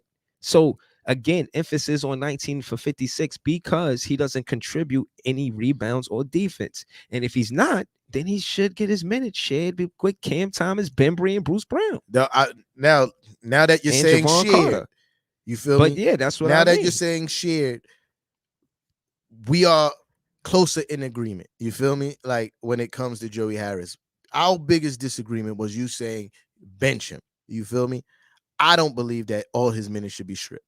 That just doesn't make sense. No. When I say bench him, I mean he shouldn't start. Yeah, all right. To be specific. That's where our disagreement was at. All right. And Blake Griffin shouldn't take mad threes. Bro, that's where his game is at now. You feel me? Like he can't do what Blake Griffin used to do. You feel me? Cam Thomas still not in the game. This is what my point was when y'all was getting him. You feel me? Like, bro, you think you getting Blake Griffin, bro, but you're not getting Blake Griffin. No, I knew he wasn't going to be playing like he was a Clipper. I knew that. He's definitely going to. He has to because physically he can't do the things that. But I like his grittiness. He's like he's scrappy and he's strong as shit. So he's contributing without scoring. You know what I'm saying? That's my point. Who run the city? The podcast. Who run the city? Hello. Okay. Yeah. See, that's why we miss Links, man. Your brother, if you watch this, we miss you, bro. Yeah. Because this wouldn't have even been an awkward pause if you was here. You know what I mean? Nah, it's all good. But at the end of the day, that's the significance of players like Ben Bree, Bruce Brown, and players that run, and Cam Thomas and Dayron Sharp and Kessler Edwards. Get them young boys out there running, because Joey Harris, in my opinion, he's more of a threat in a set offense where you want a spot up shooter coming off a pick and roll, or you know what I mean, pulling pop, something like that. And until we establish that, because it seemed like we have that, and more so it's like KD is running the offense, and that's what's changing about our offense too. You know what I'm saying? I see KD not running a point, but he's in the post getting the ball first, and then we move around him like that. You know what I'm saying? And I think defense adjusts to that because they know KD is just going to get whatever he's going to get. Like that's pretty much what they looking at it. Like, all right, no matter how many points he gets, it's not going to be enough for. They're not even double teaming KD. Yeah, like they know he's going to get his minutes. It's like, all right, and you don't have Milwaukee kind of showed the blueprint to that. Yo, KD's gonna score, bro. Ain't nothing you could do about that. But everybody else, you could do something about that. You feel me? Especially with James Harden playing the way that he is. He playing good now. He 3 for 5 with 12 points, 4 assists, 3 boards. He playing great right now. So he need to. You feel me? Yeah, and he got 4 free throws. So, but in comparison to why I disagree with Joey's situation, because Alec Burks is not really shooting well this season. You know what I mean? So far. But do I think yeah, we winning? That's no. The difference is that y'all got other shooters to rely on. That's what I'm saying is, boom. Do I think you should take his minutes? No, because I do believe he's going to get in rhythm. He's going to start finding his shot, and he needs to be on the court in game situations to do that. But Joey get more minutes than Burks. This is facts, and I agree with you that they should cut his minutes. You feel me? Like definitely cut his minutes. Yeah, like but don't take him out the game. Like permanent. Yeah, like he got 14 minutes, and he got the most minutes out of all players, even KD. What is going on, bro? Like, listen, now they got him benched, but that's good. Bench him. You know what I'm saying? He got 5 points. He 1 for 4, and he's 1 for 4 for 3. All of his shots are 3-pointers. Why? All his shots got to be 3-pointers all the time. He's not that good. With that one shot, man, that means he's 20 for 60. Yo, this is why y'all losing. 20 and y'all for not even 60. losing by that much. No, we not losing. It's tight. Y'all down by 3. Y'all all losing, but not by that much. Nah, it's tight. So pause. That was crazy. If the Pacers were a better team, y'all be getting blown out. You feel me? Because total rebounds, 21 to 15. Not good, right? Points in the paint, 24 to 14. Mm-hmm. If they were a better team, this would be a blowout. Listen, my thing is this: a blowout is. Listen, didn't y'all come back from 17 points? We won. But my point is that if a game is in a 20-point range, I feel like a good team can come back and win the game. I'm not arguing that. But what I'm saying is, and to add to that, I want to hear what you got to say. Yeah. But to add to that, we've kept this with 10 points and under. Yeah. My point is, it's your turn. I got banged on last time. So my point was, if the Pacers were a better team, this lead will be bigger. Not if y'all would have came back or not. You feel me? Like just that y'all be losing worse. Who run the city? Who this? Oh, hold on. My fault. Who run the city? Who this? It was Matty. Matty was good. Who run the city? What? Oh, Nets run the city. We all know this. Yeah. What's good? Brooklyn Nets. Yeah. All right, Matty was good. Oh, I gotta clap on you for your Joey Bucket stats. He's shooting 15 of 40 right now. It's 37.5%. And he's a lifetime 44% shooter, so you got to imagine he's going to bounce back quicker than he's not. Okay. But we're also 6% into the season. It's literally like watching the first game of the NFL and saying you're going to win a Super Bowl after it. Okay. It's pretty silly. I like that. I like your take on it. I like that. And as good as the Nets look, you can't forget Kemba shooting 58.1% from the three-point line this year. And you know that's not going to continue through next week. So yeah, that's a fact. I agree. But Brooklyn up, let's go nuts. I like you guys' show. I enjoy you, man. I appreciate you on Thanks the call. for calling up. Call back next week too. Yeah, word. You can call up every week if you like. You know what I mean? We appreciate you. Appreciate you guys. All right, have a good one, bro. That's what's up. First time caller with a solid call. Yeah, and that's man. my point, bro. You feel me about Joey Harris? You feel me? Like, yeah, he's not going to shoot this bad forever. You feel me? So, yeah. But I do agree that yes, you take away some of his minutes until he starts shooting like himself. Yeah, you but again, to add to not necessarily my point, but just because we talking about a lot of coaching tonight, right? Yeah. And I feel like Nash, that's where you put your foot down as a coach. You say, yo, look, you've been, having a slump, share some of the minutes and we'll focus on the defense. Well, he's part of the offensive squad. You know what I mean? The offensive team. You know how you practice. There's the defensive team and there's the offensive team. Yeah. Joey's always on the offensive team. So if he's cold on offense, we know that he's not going to replace that productivity with defense and rebound. Yeah. We sit him to let him know, like, yo, you're not getting traded. You know what I'm saying? You still here with the team, but try to show us some enthusiasm. Like, go to the basket, open your game up. And that's another thing. Again, like a Ben Simmons. Ben Simmons, he get all of this criticism about not wanting to open his game up. You got guys like legends, like Kobe, saying, yo, all you got to do is develop a jump shot. He's too cool for school. I don't like that in a player. I don't like I come in here with my cup full. You can't tell me shit. I don't like that. I want a player to be open to, I can learn from these guys, my teammates. The craziest thing, I think what's the most frustrating thing about everybody watching Ben Simmons, just because you brought him up, is the fact that you see his off-season workout videos. Yeah, you see him in the league. You see him in these rec leagues and he's shooting and shooting well. Audacity. It's shooting well, not just shooting well, right? And then you get to the NBA and you refuse to shoot. You feel me? It's not that I don't at this point. It's like, oh, he can't shoot. No, he doesn't shoot. You feel me? I don't know if he can't shoot because he doesn't shoot. You feel me? Right. Like I can't say like, yo, bro, like you could be like, yo, bro, I know you could rap.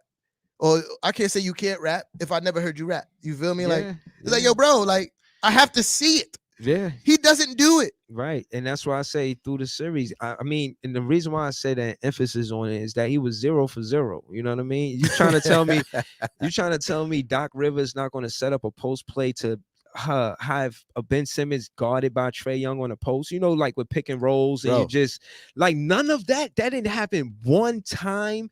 I feel like we don't need that type of energy on the team, bro. I think a lot of teams let him off the hook. You feel me? I need the give me the damn ball type player. What you right. I'm sorry to kind of like sidetrack this and move on from Ben Simmons, but no, go ahead. Just with Trae Young, bro, a lot of teams do that. They allowed him to be hidden on your worst offensive player. You feel me? Like, for instance, when we played him, even though it wasn't too many more options, I think we definitely probably should have got him in some more pick and roll action to get him, matched up against like Derrick Rose and RJ Barrett and stuff like that. You see what I'm saying? Yeah. But we allowed him to be just stationary on Reggie Bullock. Right. All right. For, because I do like bringing the Knicks fans pains, but the case in point is with Frank Ntilikina and him guarding Trae Young for that last shot. Yeah. He shouldn't have been there. Absolutely. You can't even blame Ntilikina for that. You know what I'm saying? Like but I do get the thought process. It's like Frank Ntilikina is the last shot. Frankie is 6'4", 6'5", 6'5"-ish, 6'6"-ish. You feel me? He had really long arms. RJ wasn't even like, I think RJ took a leap in defense last year. I think he took a greater leap in defense this year.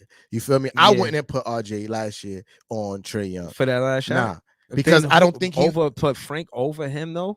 I would if those are my final two choices. Yeah, I'm taking Frank in that situation. Now, if you tell me this year RJ Barrett, I'm taking this year RJ Barrett. You feel me? Because I think he's taking that great of a leap in just this year. You feel me? But last year, even though he got better, because he was bad on defense when he first got in the NBA. Yeah, he was better last year. He's even better this year, and I think Frank was a better defensive player last year than RJ Barrett was. You feel me? Now they're kind of like Frank last year versus RJ this year is kind of even. Like if RJ might edge him out. You feel me? Yeah. But yeah, I get Coach Tommy T's thought process. He's a shooter. He probably thought he was going to shoot. You feel me? So you have Frankie on him, who has really long arms, who can defend the jump shot. But again, that goes into me the player's IQ. You know what I mean? That's the coach telling Trae Young, do what you feel is right. I don't even think Nate McMillan drew that play up. He said, yo, I'm gonna give you the ball. If you feel like it's a jumper, if you feel like you want to go to the hole. And I think because of with the rule change and everything, he tried to draw the foul. Yeah, but absolutely. Didn't need it in that situation, and he scored the basket. Case in point is certain players got higher IQs than other players. You know what I'm saying? I don't want to, no, be that's blunt, absolutely, but that's what it is. That's you know the what I'm truth. saying? And shit, coaches can. Let me use my words wisely. Coaches are like point guards are like an extension of the coach on Facts. the floor. You know what I'm saying? And They should be. Right. And I mention that because Trae Young is the one who had the ball in that last shot play. And he's also their best player. Right. And that being said, on our team, that's not always the case. KD might have the ball for the last second. It might go to Harden, but it might go to KD. And I'm saying once a coach like Steve Nash hones into that idea, he can then go forward, because I still feel like he's stagnant based on loyalty to what the caller said. Let him shoot out the slump. But he cost us a lot trying to get out that slump.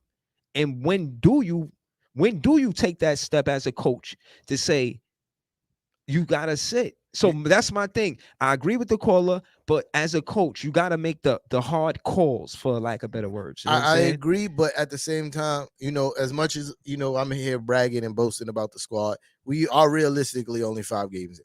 You right? That is it's just a fact.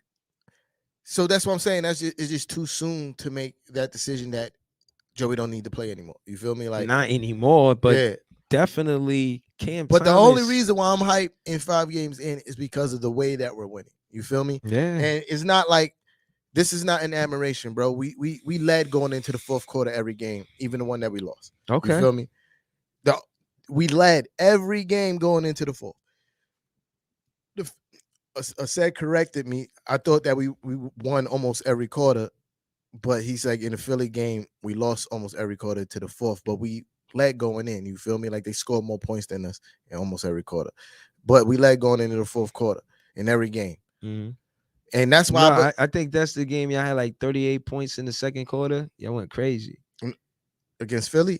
I forget what team it was, but it was kind of even in the first quarter, and then the second quarter y'all jumped out, got 38, and then the third and fourth quarter y'all got outscored, and I think that went to overtime. It might have been the Boston game. I don't know. Probably the Boston game. Like because they were creeping back in the game. You know what I'm saying? And then outscore y'all like 38 points or whatever they had in that second quarter. But you want to win quarter to quarter, and quarter stats like that make sense. I seen a stat last season when they was talking about the Lakers, and they said they was 29-1 when they went into the fourth quarter with the lead.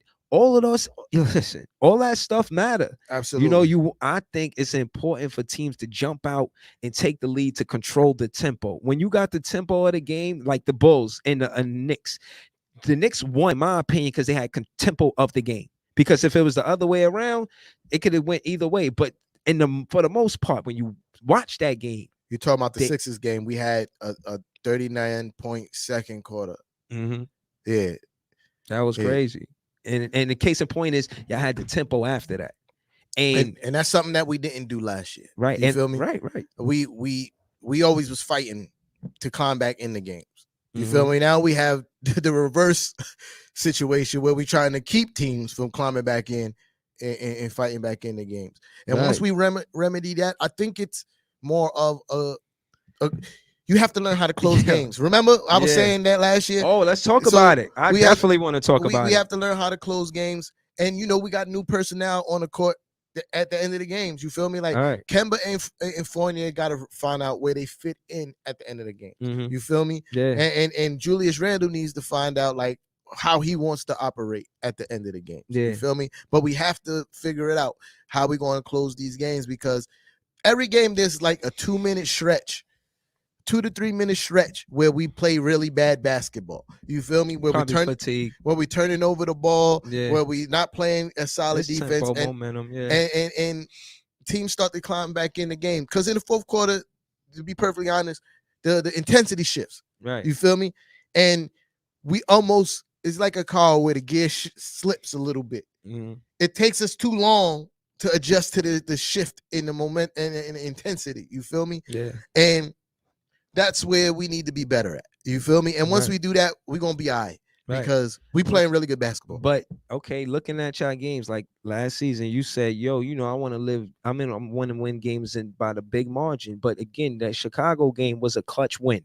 Remember that stat? We was winning by a pretty decent margin, right? But when I'm getting at, of course, everybody want to win in a blowout. But what I'm saying is that is like you said, and what we discussing is the true grit of a team. And we was at the top of the list with 27. Case in point is the wins y'all got. I think. Well, I don't remember exactly the score, the final score, but I know last game that was considered a clutch win. Nah, we winning a lot by large margins if we win it. You feel me? Right, and that's what I'm saying. Except for the overtime win, of course. Right, but okay, so that's 2 games. Yeah. So 2 out of 5. Exactly. But the other games, well, we won the. Oh, no, I'm looking at the wrong. You see what I'm saying? Even if it's 2 out of 5, that's damn near 50% of your wins, clutch wins. That's an important stat, and that's why I asked, who do you go to in the fourth quarter? And I think we know we could go to KD, and Harden's playing great. And ironically, Harden is playing great because he got 11 free throw attempts. He made 10 of them. So I don't know what happened where now he's getting the calls, because I think it works both ways, where now the defense is taking advantage of him. Like you said, he got fat. He did all of this for years. So now the defense is getting some get back. And I think, he kind of like, they doing to me what I was doing to them. Maybe the reason why he wasn't getting the calls is because a lot of things that he was doing was the old stuff that he was doing. You feel me? Like, because of the lead, 58, 55. So he'll go to the basket. As soon as he feels somebody touch him, he'll snap his head back. You feel me? Mm-hmm. Then even if it's a foul now, they're not going to call it. Mm-hmm. You feel me? Because they're told not to call that. Okay. They told not to call that snapping of the head back. So even if you are getting fouled, they're not going to call it. Right. Like again, when Jimmy Buckets stole the ball from him in the fourth quarter, I believe it was, and he hooked his arm and went up like this. They're not going to call that. Even if it was a reaching foul, right? They're going to see you hooking his arm, and they're told not to call that. Right. And I'll say this in summation, right? Back to when he runs to the hoop and snap his head back. What was happening with him watching the game, he'll snap his head back and give up on the play because he's not getting fouled. You feel me? Yeah. But again, adding to your point, I think if they getting fouls now, they really getting fouled. You know what I'm saying? Because of this new rule. No, I agree. You know what I'm saying? And he got 11 attempts. KD got 6 attempts. Paul Millsap got 7 attempts at free throws. But in most great players get a lot of their points from the free throw line. This is facts. You feel me? Most great players get a lot of their points through the free throw line. But with in the case of James Harden and Trae Young, I feel like most of their points come from the free throw line. You feel me? He got the game high right now with 21. Hold on, Indiana, they got he got the game. Harden got the game high with 21. But you already said he made 11 free throws. You think about that? That's half of his point production coming from the free throw line. He 4 for 7, just regular field goals. But I'm only mentioning to say because of his quote the other day, and again, it plays into his hunger. I really feel like he wants to win it this year, and it was part of the reason why he didn't sign an extension, because he felt like he ain't give it his all. Like, he got hurt the first play in the second round. So it was smart for him not to sign an extension, in my opinion. And to see him playing like this tonight, it means a lot to the Brooklyn Nets. Like, it's only halftime, but trust me, we want to see him get out of his slump. And you know what I'm saying? Yeah. Case in point is, we still not playing the defense that we could be playing, and that won't happen until I think we add somebody else on the roster, to be honest. You feel what I'm saying? I think y'all really should be beating the Pacers by a lot more. Listen, man, we got it's a great disparity in the free throws. You know what I'm saying? They definitely giving us some calls, maybe because they feel like they wasn't giving us calls. I don't know, but they got us in the paint. If we still need we need somebody else, unless they play Dayron Sharp and he's that guy. Oh yeah, the disparity in the free throws is crazy. Yeah, it's there. 27 attempts to their 8. Yeah, and we made what 15 more points. Y'all caught up in the rebound game. Yeah, it's close. Points in the paint is still a wide margin. Yeah, you know what I mean. Yeah, but the reason why y'all winning is because y'all getting to the line. That's a fact.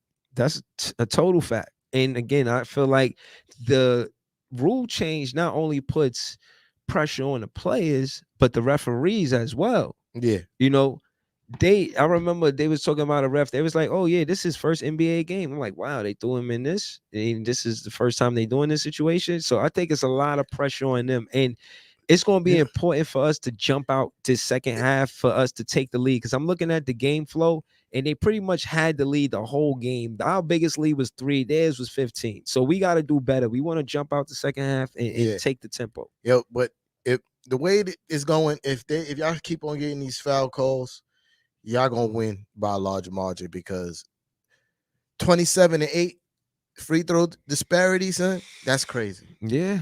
That's absolutely crazy. And that's another thing I want to discuss real quick, briefly, right? Before we go, is that's another momentum changer, is when the play gets stopped and the player goes to the free throw line.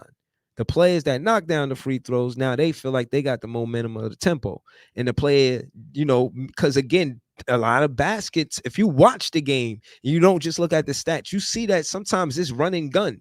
Everything isn't coming down, creating the play, scoring the basket. Some of the plays be free, like an alley-oop from half court. A lot of it. A lot of teams try to play with that tempo. That transition, I'm saying that fast tempo, you know what I mean? They used to call it on the game, they called it West Coast offense. I don't know if you remember that. Yeah, you know what I'm saying? They used to. Yeah, so case in point is that run and gun offense, that becomes necessary when you got the young guys on your team. We got a lot of veterans on our team, but the players that can run, like a Bruce Brown, he works for Harden.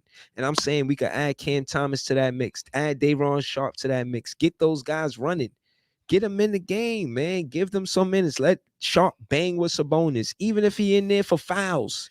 Yo, you know what I'm saying? Let him get physical. He got to get some experience. Like, we could have sent them to the G League. We didn't just get these guys just to sit on the bench. I agree, let them watch, but maybe I'm jumping the gun because it's only 5 games in. Like, we going heavy. But we've been waiting this whole fucking off season. So shout out to all you guys, man. This is the second week we got actual regular season basketball, and y'all been rocking with us, man. I appreciate all y'all, man. Shout out to the new callers and caller-ups and the new guys that tuned into the show and follow us on YouTube. You know what I'm saying? Yeah, I see y'all in there on YouTube on the comments. You know what I mean? Kumar, I see you, bro.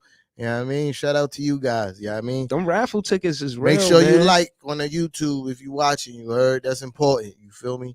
Word. We need those likes. We need those comments, especially the people on the YouTube. Y'all holding it down there, so comment a lot. Yo, but if you could, bro, can you talk to a person in the audience watching now? Imagine they never been to a Knicks game. You've been to one, so you talk to them like you've been to a game and you haven't, and why they should be there. Bro, I feel like most Knicks fans been to a Knicks game before, so they know the vibes. Okay. So the reason what I would say, I would go if I was vaccinated, but I'm not, so I can't go. You feel me? Yeah. But the reason why I would really love to go this season, if I could, is the energy in the building is super. Like, whatever you experienced before in the Garden, just from watching it on TV, I could tell you it's 10 times that. You feel me? Like, even the post game leaving the Garden after a win, you feel me? It's 10 times that of what it used to be. You feel me? I know y'all see the Side Talk New York. Shout out to those guys. You feel me? Bing bong. You feel me? Shout out to those guys. But I know you see those and you see how it is out on the streets. You know what I mean? In New York after the Knicks get a win. You want to be a part of all that. Yeah, you feel me? Nets, they be wild.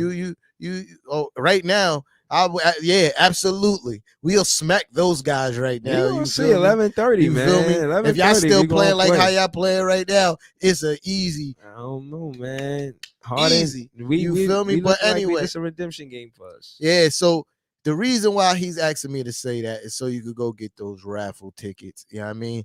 The link to the rules of the raffle is pinned in the comment section on Facebook. The guys on YouTube, hold on, I'm about to hook y'all up right now.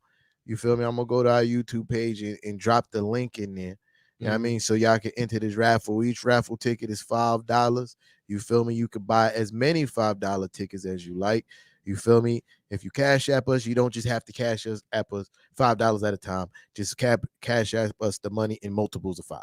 You feel me? Right. We'll figure all that out for you. You know and then after you, because soon come, pause, there's going to be one of those old school, you know what I mean, tumble raffle joints. Yeah. You know what I mean? I'm about to get one of those. And a drum roll. Yeah, and a drum roll. Yep. And when you enter the raffle, we get your name, we get your email. I'm going to email you. We're going to email you back your number. You feel me? You're going to get a number for the raffle. You feel me? And on raffle night, which is I forgot the exact date offhand. Well, the game is the 15th of November, right? Yeah, that's a Monday. Right. So it will be 14th, 13th to 12th. Yes. Mm-hmm. The raffle, we're going to pull the winner, pause, on the 12th, November 12th. You heard? Yeah. So, yeah, you know what I mean? I'm trying to multitask and get to. Nah, that's good. I'm just, clap it up for episode 33. You know? Yeah. So just give me 1 second, guys. I'm going to drop the link to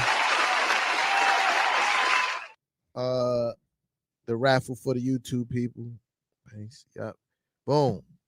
Yo, and shout out to the fans, man. Because listen, we make the sport what it is. We make it fun. You know what I'm saying? So shout out to everybody who is true to their colors, whatever colors they are. Shout out to Brandon Wright. I met him at the game, took a picture. Shout out to Michael Allen Scheme. Shout out to Top Fan Ty West. I seen them. They all went to the game. But that was a Brooklyn Net game. So boom, right? So now the link is pinned in the YouTube for the raffle rules. Yeah.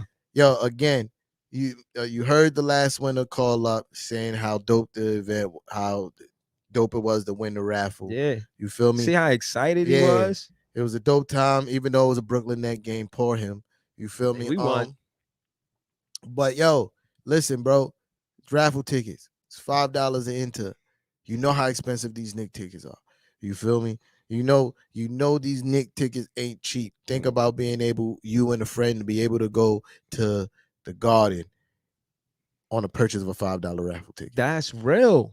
That's real. Like it could really happen, bro. You're getting tickets that's worth close to two tickets worth close to 300. You feel me? You know what I mean? Close to 300. You throw $20 in, you might be at the Garden. And again, this is an experience of a lifetime. You'll never forget this. Imagine what you do with $20. You get a steak and cheese, you get chips, you get a juice, you get a water, you probably get a roll up, and then what happens? It's done. Is that equivalent to being at the Knicks game with company? You know, this is not just one ticket. This is 2 tickets. Yeah, that's so a fact. you could be on a date with your shorty. You know what I'm saying? Word. You know what I mean? Listen, man. Word. Yo, and then I'm just saying, and then you let her know how much these tickets cost. You look like a baller. You feel me? And I dropped a little something like you don't gotta tell her you paid $20 for a raffle ticket or $5 for a raffle ticket. You feel me? But I mean, I dropped a little Listen, man, I want y'all to enjoy, and you heard how I said enjoy the game, and it's fair. You know what I'm saying? It's a Knicks game. It's a Knicks game, and this is personal to me, right? I want to show this man how Knicks fans turn up when it comes to going to these games, man. See. You feel me? Because the Net fans let me down when it came to the raffle. You feel me? I think it's not a fair contrast because it's preseason to regular season. Listen, man, let's show them what it is. Call it what you want to call it. It's still a $5 raffle ticket. That's you a feel fact. Me? Like, that's a fact. Let's show them what it is, man. Into this raffle. You know what I mean? So we can give away these tickets. You heard? I'm saying it's obvious that the fans are gonna be more enthusiastic about a regular season game than they're gonna be more excited because it's the Knicks. Bing bong. We'll see, man. I'm That's ready. why. You heard? Yeah, I play Indiana, right? The game is Knicks versus Indiana. You feel me? You know we're going to get that dub. You know what I mean? You know we're going to get that dub. So you want to be in the building so you could turn up with the people in the garden. Y'all need to go and turn up for me. You feel me? Because I can't go.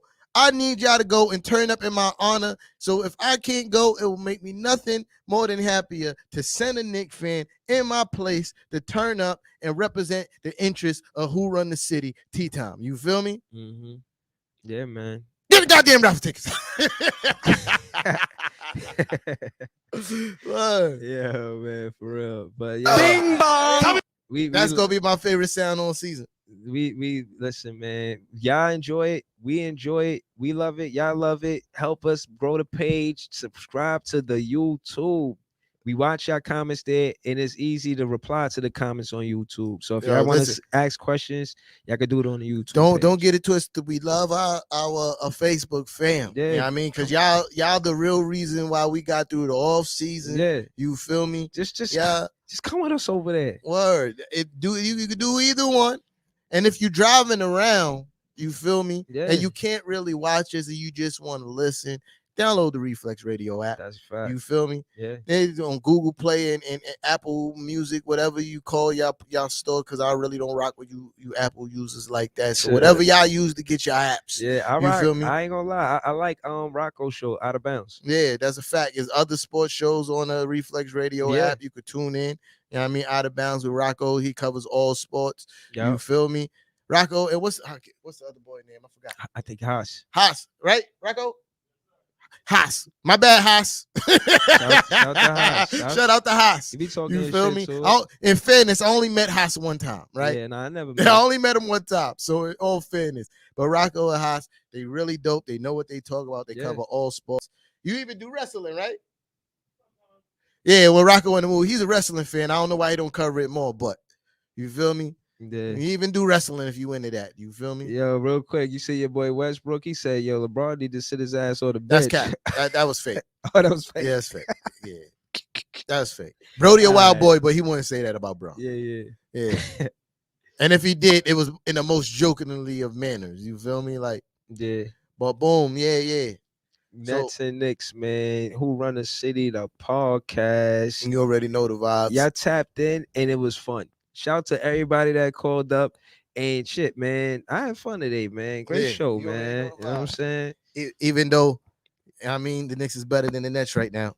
Bing bong. Yeah, I respect it, man. 5 games in, we got a work in progress right now. We trying to make ourselves. Y'all struggling better. With the Pacers. Yeah, we trying to get better.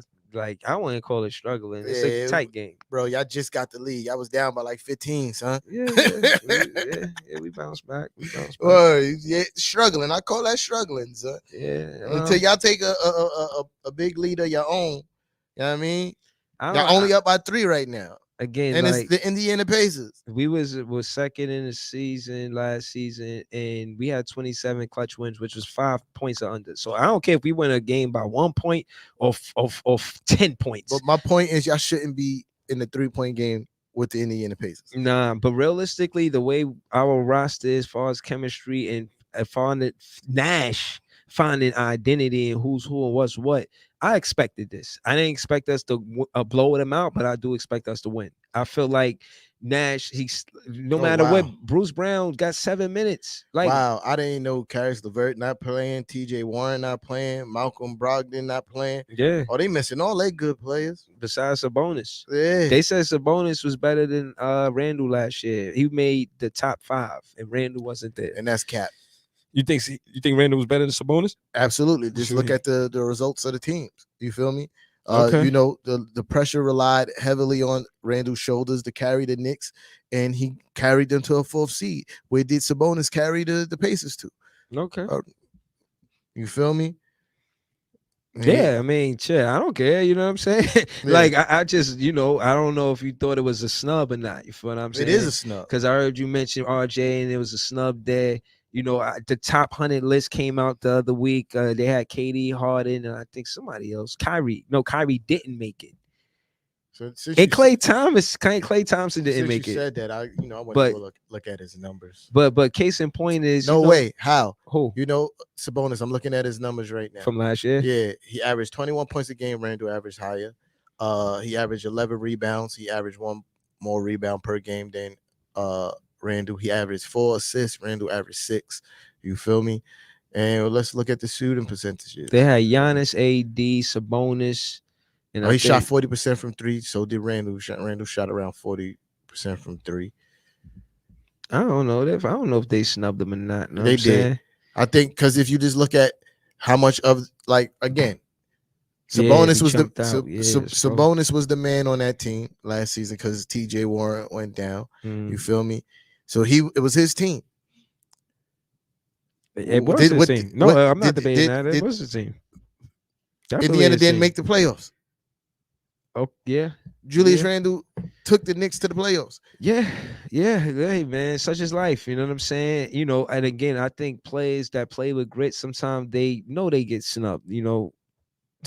Listen, man. Sometimes that drives them to be even greater. You feel me? Yeah, I agree with that. I just wish Nash looked down the bench and see what he's seen in himself in that game versus the Spurs when he got his nose broken. And the only reason why they probably lost that game is because Nash wasn't in there to finish that game. But he was cooking. So my point is that grit, that toughness that you got, that you play with Nash, find that with guys on your bench. There's no reason why Bruce Brown only got 7 minutes. I'm glad you started him for the second half, but maybe that strategy, give him a little bit of minutes in the beginning of the game and then let him finish the game. So we still watching Nash to see what he's doing, because as much as y'all say the team don't have an identity, Nash doesn't have a coaching identity. You know who minutes Cam Thomas need to be getting? Javon Carter's. Him too. But no, Javon Carter was playing for Phoenix last season. So I could see why Nash would give him the minutes first, because he was on a final championship team. He barely played.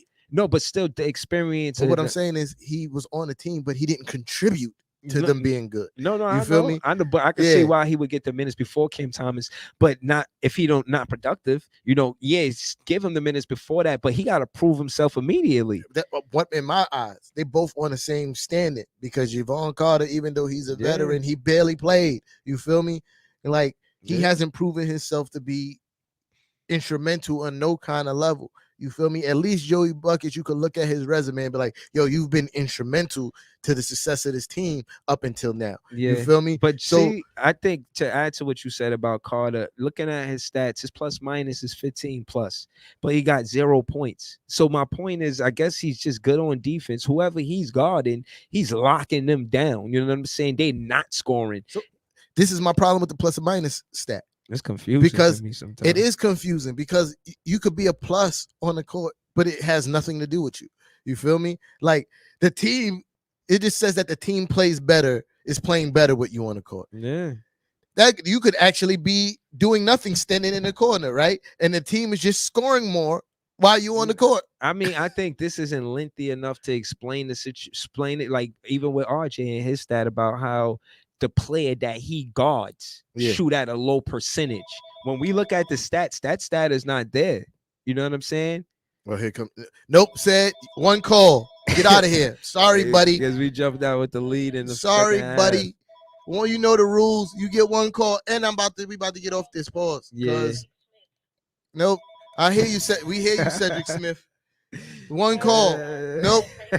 Nope. Shout out to my guy said. Nope. You know the rules. You know the rules. Word.